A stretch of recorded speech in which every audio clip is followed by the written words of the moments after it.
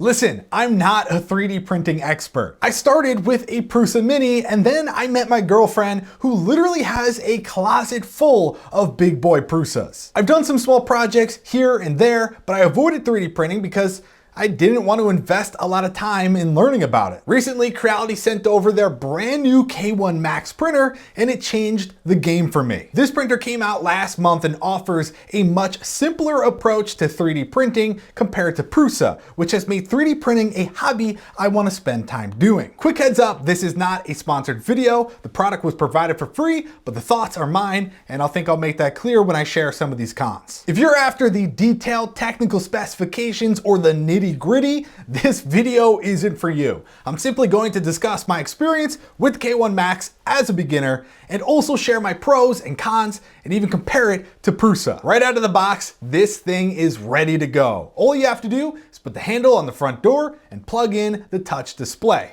Similar to the MK3S Plus, it was calibrated and tested already, making life a lot easier. You can't deny how beautiful this thing is. The enclosure is super clean and sleek, and the touch display is awesome. I do wish that this top glass panel here was able to slide back rather than needing to be removed or held up, but like most of these printers, someone made a file that does just that. The filament mounts right onto the back of the enclosure to hide from view. However, I have to say, feeding filament into this thing is a pain in the ass. Look at how far it has to travel to reach the nozzle. Honestly, I could travel across the world and back before the filament makes it all the way. And for that reason, changing filament while printing is more annoying than it should be. I do think that this could have and should have been improved, especially because the original K1 is roughly the same process. I don't know how no one thought, wow, maybe the next one we should make this a little bit easier. The MK3S Plus makes changing filament super easy, and I'd love it if this printer did it a similar way. By the way, the printer told me that it ran out of filament and there was nothing for me to actually physically pull out. Yet when I went to extrude what was left, this is how much came out. Are you kidding me? That's such a waste. Another thing worth mentioning is the sheer size of this printer, as it is quite large to say the least, which is great since it has a 300 by 300 by 300 millimeter build volume, and that's just a ball hair under 12 inches all around. Meanwhile, the Prusa MK3S Plus is roughly 10 by 8 by 8 inches. Also, since we're talking about Prusa, man, the K1 Max is so much faster. It reminds me of running the mile in school. I, of course, was the Prusa walking the whole way, while that one kid who was on track, who took it way too serious, was the K1 Max that just kept lapping me over and over. And that's for good reason, because the MK3S Plus is capable of 200 millimeters per second, which sounds pretty good, whereas the K1 Max can do 600. Look at how fast this thing goes. Seriously, I did not speed this footage up. It just goes crazy. It's like giving your kids sugar before their bedtime. You didn't even know it was possible to have that much energy. As far as the printing goes, this thing utilizes AI in a few different ways. For one, it uses AI LiDAR to ensure your first layer is perfect before continuing with the rest of the print. And that prevents things like this from happening. Yeah, I'm talking about you, Prusa. It even has an AI camera to prevent one of my favorite Italian dishes from happening. That's right, I'm talking about ravioli. No, I'm just kidding. I'm talking about spaghetti, which again, not to embarrass these guys, but yeah, they're guilty. The camera will also let you know if there is something that shouldn't be there, like when I accidentally leave my box of Teddy Grahams in the printer. But arguably, my favorite feature is having the camera that I can use for real-time monitoring on either my phone or even my computer. So no matter where I am in the world, I can check in on the progress and ensure that everything looks good. If not, I can simply stop the print from my phone and save my filament. Soundcore by Anchor recently sent over their brand new headphones, the Space Ones. What's unique? They feature adaptive noise canceling tech that adjusts to your environment on the fly. Even if they don't perfectly seal around your ears, you'll get top-notch noise reduction. Comfort matters, right? The 8-degree floating axis design means a perfect fit. And the sound? 40mm customized dynamic drivers deliver high-res audio with LDAC support. They've got wearing detection, up to 55 hours of playtime, fast charging, and you could even use the Soundcore app for fine-tuning. You can grab them in sky blue, jet black, or latte cream for just $99.99. Now that's an awesome price for these headphones. Thanks to Soundcore for sponsoring this video. You can elevate your audio game with the Space One headphones by clicking the link in the description. The camera also records time lapses for you, which is seriously so awesome.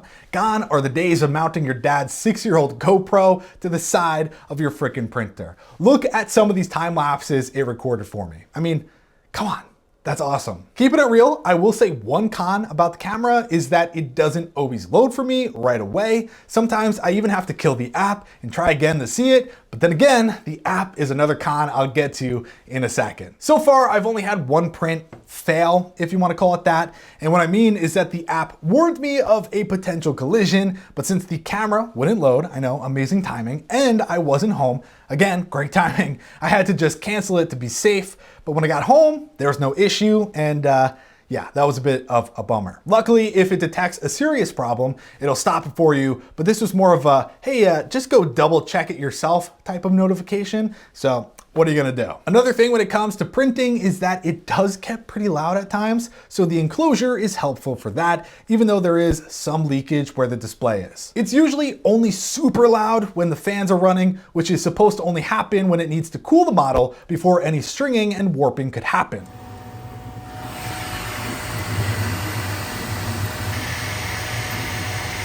With all of that in mind, I will say that using this printer has been stupid easy. And that's the most important thing to me. I've been excited to print because it's seriously the most straightforward process you could imagine. And the prints come out really nice and really clean, even when I'm just using the auto default settings. One of the main draws to Prusa is of course the ease of use compared to an Ender or similar. And I definitely get that, and of course I agree. But the K1 Max redefines what easy means. The cons I've mentioned so far are honestly not a big deal and haven't held me back from using or enjoying the printer. However, the app is quite frustrating to use sometimes. It feels a bit bloated with useless things and frequently locks up, which means I have to kill it and start over. But with that said, when it works, emphasis on when it works, it is quite powerful. The fact that I can pick a model, slice it with my preferred settings, and then send it right to my printer all from my phone is insane to me. And I know some people are like, what? Like, it doesn't matter. But no, it does, okay? And for me, this is amazing, especially coming from Prusa. And I don't need to like set up a Raspberry Pi to make it work. It just works out of the box. The fact that I can also check on it at any time via the camera, when it works, of course, emphasis on that yet again, is just insane. And I even get a notification when my print is done. So the good news is everything I just mentioned is software related, which means they can easily fix the problem and all of my cons would be irrelevant because again, when it works, it's pretty good. Now for the most shocking part, the K1 Max retails for $899, which is also what the MK3S Plus costs right now. Except Creality offers free shipping and Prusa charges well over $100. But don't worry, if you have 8 hours to kill, you can save some money and assemble the Prusa all by yourself. But hey, why not spend even more and get the new Prusa MK4? With very long lead times. Yeah, I don't know about you, but I'd go with the K1 Max any day of the week. Anyways, there is of course more to talk about, but I just wanted to get an initial video out there. I'll probably make more videos on this bad boy in the future, so share some ideas and questions below. With that said, I'm Matt Philly and you're not, get out of my face, have a great day, and I'll catch you on the flippity flop. Toodles! By the way, I made a pumpkin, which came out really good. I have an articulated shark, of course, benchy, remote control holder, boo, a ghost, which I was supposed to put a candle in and I forgot. And then a ginormous Game Boy cartridge, you know? Anybody? Okay. Thank you for watching Swashing on YouTube. I hope you enjoyed watching. If not, then fuck you. Please hit subscribe because my channel is dead. Jesus Christ, man, that's just really sad.